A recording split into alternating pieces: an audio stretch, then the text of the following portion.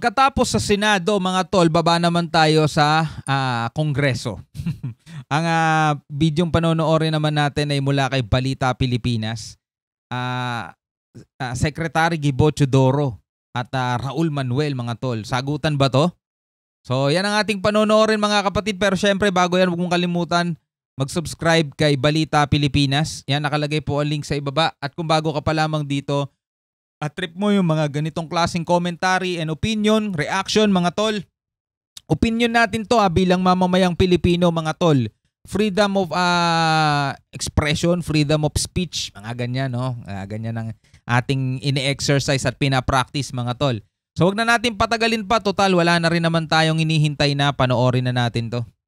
Pero bakit po natin hinahayaan yung US na para ba ang footing na ay magkaroon na ng digmaan sa West Philippine Sea? Po ba yung na dangerous para sa atin tsaka sa lahat ng mga kababayan natin? Hindi po ganun ang aking pananaw. Sino ba ho nagwo-water cannon? US ba po o China? Sino ang nasa war footing? Tayo ho ba o sila? Sa akin po, malayo po at ayoko pong magkagera. Ngunit, ang diplomasya po, pag hindi natin binakapan ng katatagan sa paraan ng pagkakaroon ng matibay na kapabilidad na tayuan ng iyong sarili, baliwala ho ang demokrasi, lalo na sa determinadong malaking bansa na may hangarin na kupkupin ang buong South China Sea. Umpisa pa lang, mga tol, umaatikabong na talagang ang ganda ng sagot dito ni ni Secretary Gibo Teodoro, mga tol. 'Di ba? Yung diplomasya, dahil yun naman ang lagi nating nagagawa, 'di ba? Ngayong 2023 na higit 40 na 'yung naipadala nating diplomatic protest, mga kapatid. Ayaw natin ng gulo, ayaw natin ng gera. Dahil number one, talagang mahina ang bansang Pilipinas, kulang tayo sa kagamitan, kukulangin tayo sa sundalo. Sabi nga gano'n ni Senator Robin, 'di ba? Paano tayo lalaban ni ROTC, wala tayo. Sa madaling salita, mga kapatid, 'di ba? Kakailanganin natin ng civilian. Kasi kailangan ng ROTC, 'di ba? Kailanganin natin ng civilian. 'Di ba? Ayaw natin ng tulong ng ibang bansa, pero kailangan natin ng ROTC kasi kakukulangan ng kasundaluhan natin, kaya kailangan bawat isa sa atin mayroong reserve, 'di ba? Kailangan may reserve. Pero ito, mga tol, ayaw nating umabot sa puntong 'yon. 'Di ba? Ayaw nating umabot sa puntong 'yon. Pero sabi nga ni Gibo Teodoro, ni Secretary Gibo Teodoro, ang diplomasya, kapag hindi mo binakapan ng paninindigan o titindigan, baliwala. 'Di ba? Baliwala. So hindi naman pwedeng magdidiplomasya lang tayo tapos ipapakita natin na talagang batok-batukan na lang tayo, batukan na lang kumbaga. 'Di ba? Batukan na lang kami. Nandyan po ang United States, which actually ay hindi naman bahagi ng ASEAN. Hindi siya party supposedly doon sa issue sa West Philippine Sea. Ang dating po sa akin, it's like we're trying to defend our sovereignty against one country by giving up our sovereignty to another country. Mali. Madam Chair, salamat po sa tanong. Ang dinedepensahan po natin ay ang rules-based international order. Ang nagko-constrain po sa mga bansa ay international law at UNCLOS. Yung po ang ginagawa natin sa mga kaalyado natin, ini-enforce natin ang UNCLOS. Ang sinasabi po ng ating mga katunggali, kino-contain natin sila. Hindi po totoo yun. Ang pag-aalyansa po ay hindi bago. Ang China rin ay nag-aalyansa sa ibang mga bansa. Tama. Pero kung patas po ang laban, wala po silang inaako na teritoryo natin, di sana po wala tayong problema. What is up, mga kabayan? Diba sinasabi, pinoprotektahan natin ang ating soberanya laban sa isang bansa, pero parang isinusuko natin yung soberanya natin sa ibang bansa. Hindi ganun ang nangyayari.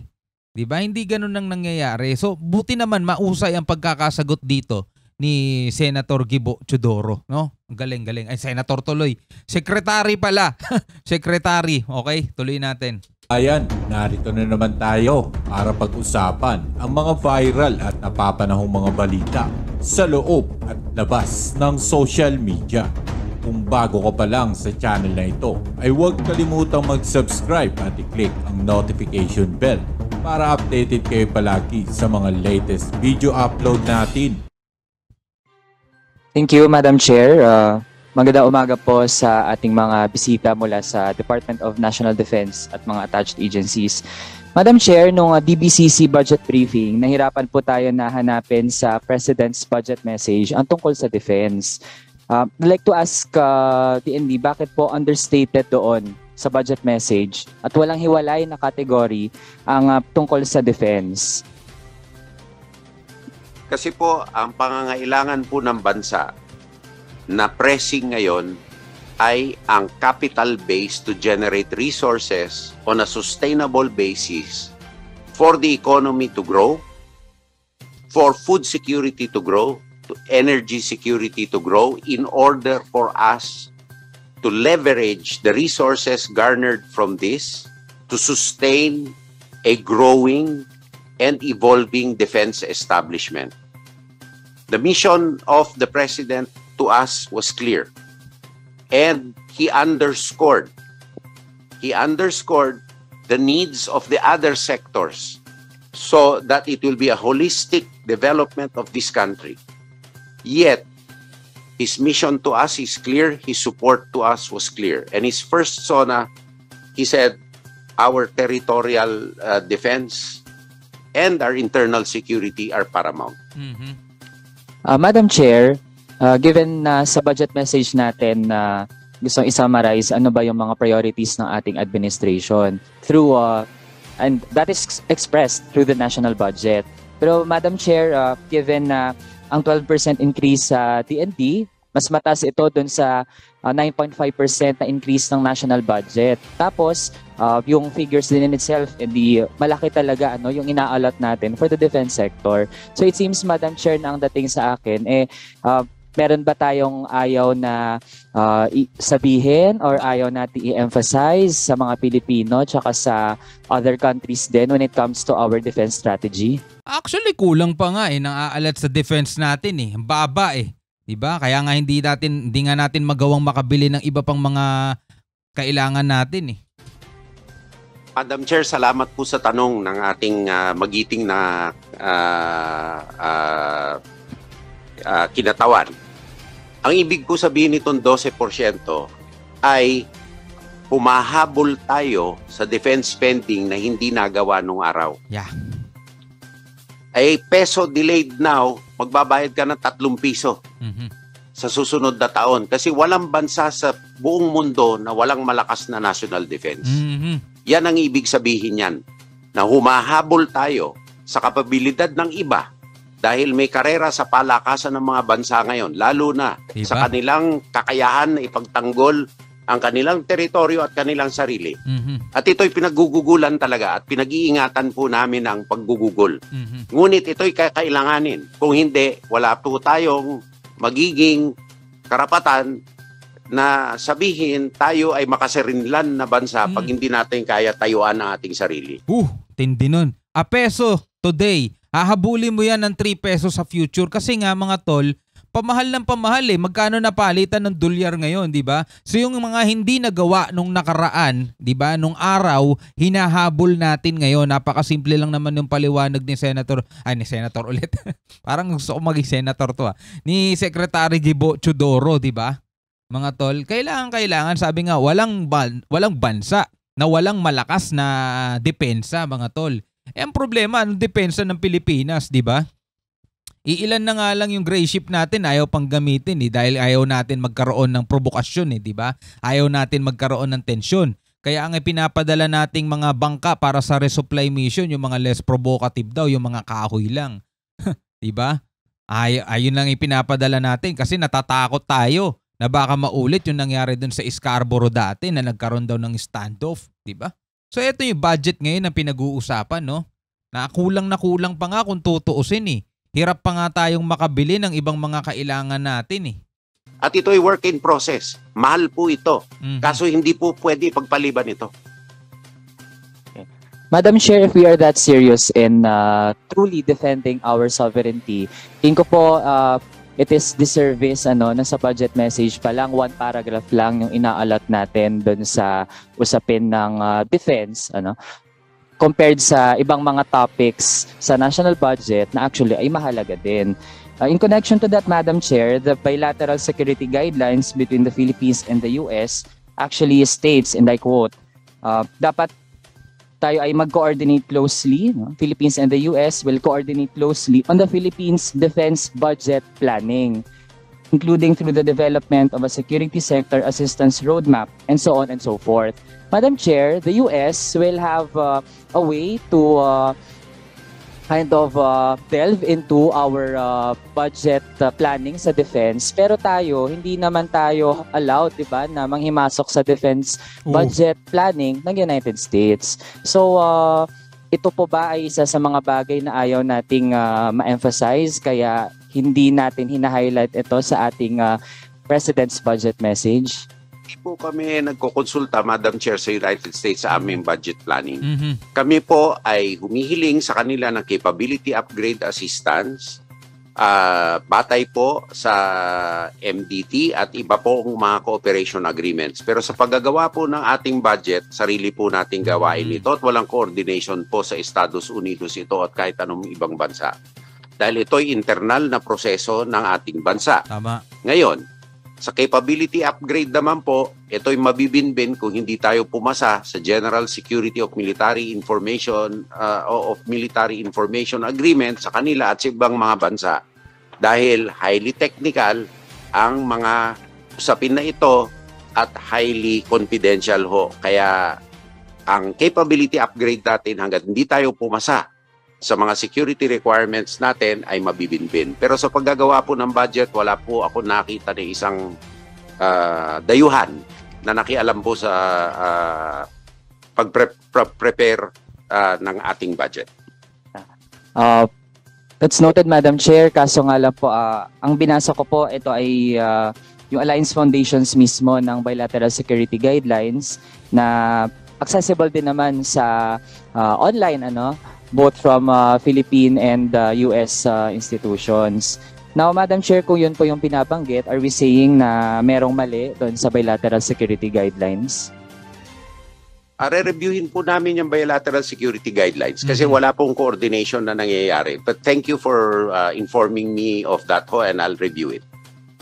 Now, Madam Chair, pagpapatuloy ko po on defense of our sovereignty, nandyan po ang United States, which actually ay hindi naman bahagi ng ASEAN. Hindi siya party supposedly doon sa issue sa West Philippine Sea.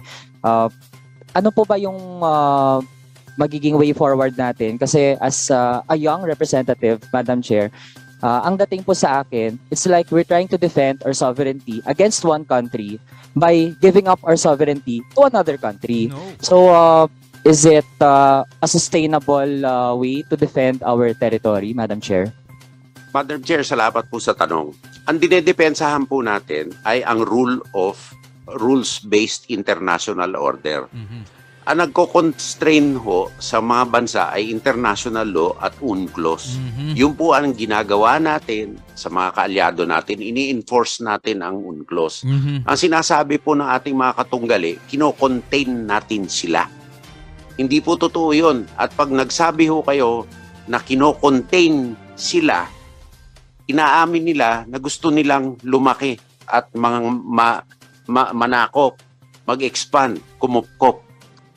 Kaya tayo po ay may mutual defense treaty at may alyansa po ng iba't ibang mga bansa. Lalong-lalo na po ngayon na lumabas ang 10-dash line ng China, mas lalo hong maraming sumang-ayon sa pwesto po ng Pilipinas. Ang pag-aalyansa po ay hindi bago. Tama. Ang China rin ay nag-aalyansa sa ibang mga bansa. Sila po ay active sa kanilang alliances. At ano po ba ang nangyari? Hindi ba po ang Scarborough ay kinupkop? Kinupkop ba tayo ng Amerika? Hindi naman po eh. At ako po ay very, very cognizant na kailangan natin ng independent foreign policy. Dahil ang China po, kailangan po natin at napakalaking merkado niyan. Pero kung patas po ang laban, wala po silang inaako na teritoryo natin, di sana po wala tayong problema. Tama. Yun lang naman po ang akin. Diba? Hindi naman tayo naikipag-away sa China nang wala lang, di ba? Sabi nga ganun ni Secretary Gibo, kailangan natin sila dahil malaki ang merkado niyan. Pero wala naman sanang problema kung wala silang inaagaw na teritoryo. At dun sa sinabi rito ni Kong Raul Manuel na hindi naman daw kasama ang Amerika sa ASEAN, oo nga, hindi naman sila kasama talaga. Pero meron tayong Mutual Defense Treaty.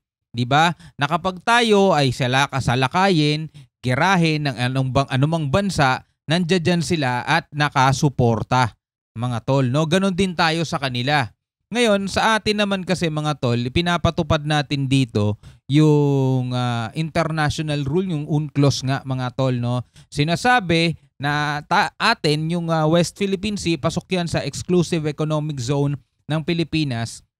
At yan yung ipinaglalaban natin. Diba? Hindi natin yan ibinibigay sa Amerika. Tapos hindi natin ibinibigay sa China. Hindi. Diba? Andiyan dyan ang Amerika para suportahan tayo. At ganun din yung ibang bansa tulad ng Japan, tulad ng South Korea at ng Australia at ng iba pang mga bansa. Nakasuporta sila sa atin. Lalong-lalo na nga daw nung inilabas pa ng China ngayong 2023, yung 10-dash line nila na mas malaki pa yung sinakop nila mga tol. At ngayon nga yung kaalyansa nila sa BRICS na India, di ba? Katunggali rin nila yan sa agawan ng teritoryo mga tol. Di ba? So hindi natin ipinapamigay yan teritoryo natin sa ibang mga bansa. Pero normal lang na merong alliance, merong kaalyansa dahil ang China, ganun din naman sila. May kaalyansa rin naman sila. Diba? Kaalyansa nila North Korea, kaalyansa rin nila yung iba pang mga nila. Normal na mga bagay lang din yun.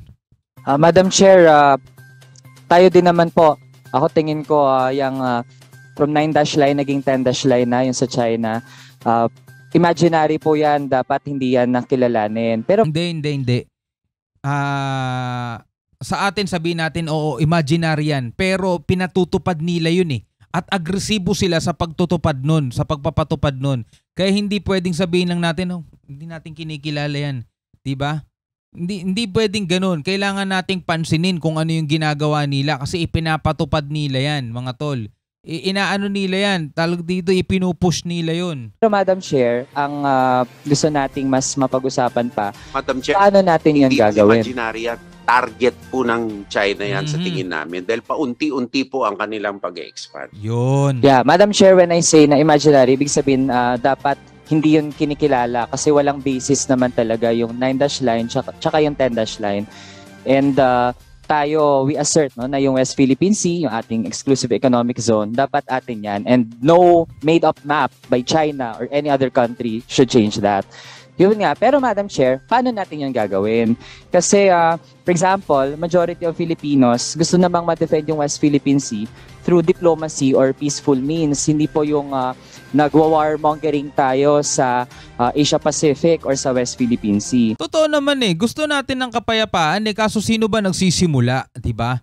Sino ba yung nagsisimulang mambula sa atin? Sino ba yung nanghahabol? Sino ba yung nanghaharang? Hindi naman tayo sila. Diba? Gusto natin ng kapayapaan. Pero pag ginaganon tayo, binabatok-batukan lang, diba? Hindi naman pwede na, hindi, peace po, kapayapaan lang kami, kapayapaan lang. Kailangan mo pa rin manindigan, tumayo ka pa rin. Diba? Ano yun?